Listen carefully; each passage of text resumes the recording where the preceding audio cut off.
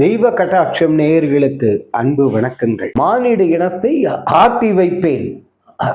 எப்படி இவருங்க ஆட்டி வச்சாருனாக்க, கண்ணதாசனுடைய பாடல்கள் அன்று மட்டுமல்ல இன்றும் ஆட்டி படைத்து கொண்டிருக்கிறது. இதான ஒரு கஷ்டகாலம், அப்படியே பஸ் ஸ்டாண்ட்ல நிற்போம்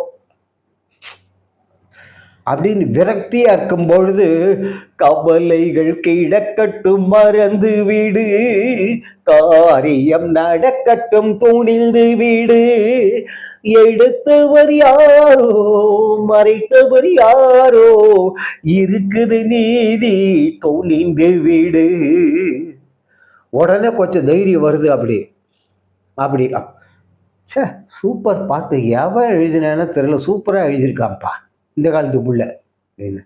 அடுத்தது இது தைரியம் கொடுத்தாச்சு, டானிக் கொடுத்தாச்சு. சும்மா ஓட்ட வேண்டாமா குதிரைய. வாழ்ந்தவர் கோடி மறைந்தவர் கோடி, மக்களின் மனதில் நிற்பவர் யார், மாபெரும் வீரர் மானம் காப்போர் சரித்திரம் தனிலே நிற்கின்றார், அச்சம் என்பது மடமையடா. கோடைத்தனத்தை நீக்குன்னு பகவத்கீதை கதறது, உலகம் முழுவதும் சுற்றி சுற்றி விவேகானந்தர் கதறினது இதைத்தான. அது ஒரு சினிமா பாட்டுல கொண்டு டைட்டிலே அடிச்சாரு பாருங்க. இது டைட்டில் சாங் தான். டைட்டில் சாங்னா படம் ஆரம்பத்துல வருமா? படம் ஆரம்பத்துல இல்லை, எழுத்து போடும்பொழுதே இதுதான் ஓடும். அப்புறம் எம்ஜிஆர் மூஞ்சிலேயே இந்த பாட்டு ஓடிட்டு இருக்க எழுத்தோட. தைரியத்தை கொடுத்தாச்சு. இப்படி ஒவ்வொரு கட்டங்களிலும் கண்ணதாசனுடைய பாடல் மனித குலத்தை ஆட்டி படைக்கும். மானிட இனத்தை ஆட்டி வைப்பேன். அடுத்த வரி, அவர் மாண்டு விட்டால் அதை பாடி வைப்பேன். என்னங்க அப்ப செத்து போற எல்லாருக்கும் மாண்டு போயிட்டா இருக்க, எல்லாரும் கண்ணதாசன் பாட்டு எழுதுவாரா உட்காந்துக்கிட்டே? இப்படி அந்த இடத்தில் மாண்டு என்றால் இறந்து என்பது பொருள் அல்ல. அதை ஞாபகம் வச்சுக்கோங்க. அதெல்லாம் கவிஞர், அதெல்லாம் ஒண்ணுமே பண்ண முடியாது. தெரியுதா? அந்த இடத்தில் மாண்டு என்கின்ற சொல்லுக்கு மிகவும் உயர்ந்த, நீ சொல்லிக்கிட்டே இருங்க, அவ்வளவு நீளமான புகழை அடைந்தவர்னு அர்த்தம். அவர் மாண்ட புகழை அடைந்தார். இலக்கியங்கள்ல நூல்கள்ல இதுதான். மாண்டு என்று சொல்லக்கூடிய அந்த சொல்லுக்கு பொருள் மிகவும் உயர்ந்ததான அந்த செயல்களை செய்து அவர்கள் புகழ் பெற்று விட்டால் நான் பாடி வைப்பேன். அவன் பணக்காரனா இருக்கணுங்கிற அவசியம் இல்லை, படிச்சவனா இருக்கணுங்கிற அவசியம் இல்லை, பதவியில் இருக்கணுங்கிற அவசியம் எனக்கு இல்லை. அவன் செய்தது நற்செயல், மிகவும் உயர்ந்தது. அவர் மாண்டு விட்டால் அதை பாடி வைப்பேன்.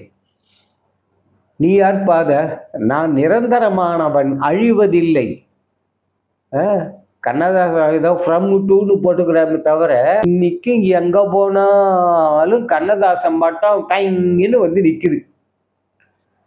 மனிதர்கள் பூமியில் சுற்றி கொண்டிருக்கிறோம், அப்படி நடந்து போயிட்டே இருப்போம். நீங்க எந்த தேசத்துல போனாலும் சரி, கடைசியில ஒரு இடத்துல நின்று ஆகணும். அந்த இடத்துல கடல் தான், அதுக்கப்புறம் ஒன்றும் கிடையாது. எந்த 4 திசைகளிலையும் சரி. அதுபோல வாழ்க்கையினுடைய கஷ்ட நஷ்டங்களுக்கு எந்த பக்கம் போனாலும் சரி, கண்ணதாசன் அங்க வந்து நிற்பார். அவருடைய பாடல்கள் கை கொடுத்து நம்ம கரை சேர்க்கும். அதனால்தான் நான் நிரந்தரமானவன், அழிவதில்லை, எந்த நிலையிலும் எனக்கு மரணம் இல்லை. அது கல்யாண வீடா இருந்தா என்ன, பெரிய காரியம், இறப்பு வீடும்போம். அந்த வீடா, குழந்தைங்களை பத்தி, குழந்தைங்களுக்கு பிறந்த நாளா இந்த ஐயம் பாட்டு இல்ல, நாங்கள்லாம் ஆன்மீகவாதிகள் ஞானிகள், இந்த அங்க உங்களுக்கு இருக்கு. ஆட்டு வித்தால் யார் ஒருவர், ஏற்கனவே பார்த்துருக்கோம். அதுக்கு மனிதன் நினைப்பதுண்டு வாழ்வி நிலைக்கும் என்று. அப்பா அப்பா அப்பா எழுத முடியுமா? இன்னொரு ஜீவன் இந்த பூமியில பிறக்கிறதுக்கு சந்தேகம்தான். கண்ணதாசனை போல எழுத முடியாது. போனால் போகட்டும் போடா. இது எவ்வளவு பெரிய வாழ்க்கை, பிரச்சனைகளை மாட்டிட்டு இருக்கோம் ஒவ்வொருத்தரும்.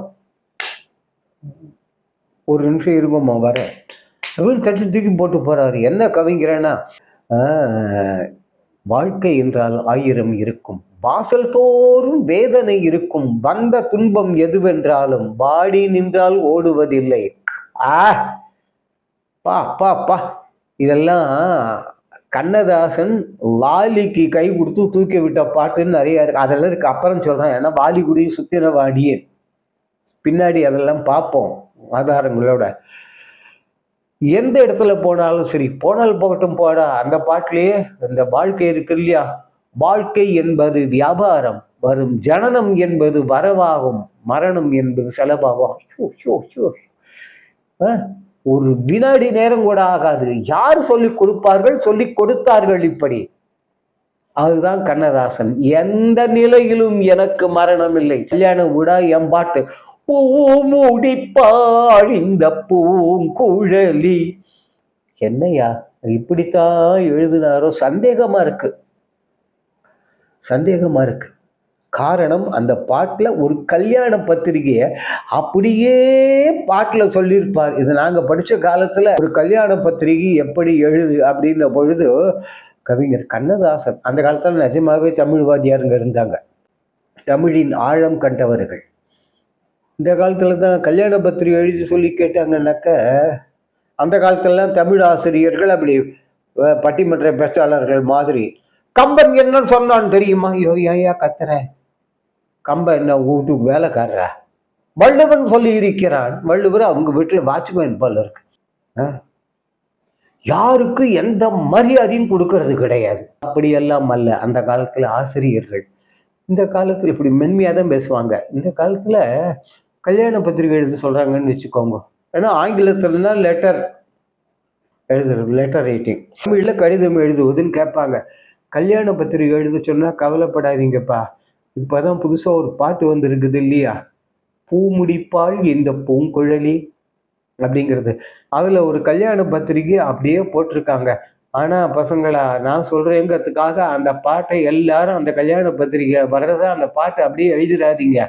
அதுல வர்ற பேர்கள்ல உங்க அப்பா அம்மா பேர் போட்டுக்காங்க. உங்க அப்பாவுக்கும் உங்க அம்மாவும் கல்யாணம் நடந்த மாதிரி கீழே எழுதும் பொழுது, தங்கள் நல்வருவை விரும்பும் ரகுராமல் ரகுராமல் ரகுராமல் அப்படின்னு அந்த பேரையும் போடாதீங்க. அப்ப சரி ஐயா, நாங்கள் எங்கள் பேரை எழுதலாமா? இது பரீட்சை பேப்பர், அதுல உங்க பேரை எழுதக்கூடாது. இல்லை, அதுல உங்கள் அந்த வினாத்தாள் உங்களுக்குன்னு உண்டான எண் இருக்கு இல்லையா, ஒரு நம்பர், எண்ணை அங்கே எழுதுங்கள். எவ்வளவு தகவல்களை குழந்தைங்களுக்கு. அந்த மாதிரி கல்யாண வீடா இருந்தாலும் சரி, கண்ணதாசன் பாடல், நான் நிரந்தரமானவன், அழிவது இல்லை, எந்த நிலையிலும் எனக்கு மரணம் இல்லை என்று பாடிய கண்ணதாசன் பல அபூர்வமான தகவல்களை சொல்லியிருக்கிறார். அவர் வாழ்க்கையை பற்றி சொன்னது, வாலிக்கு அவர் எவ்வாறு கை கொடுத்தார் என்பதை நாம் பிறகு பார்ப்போம்.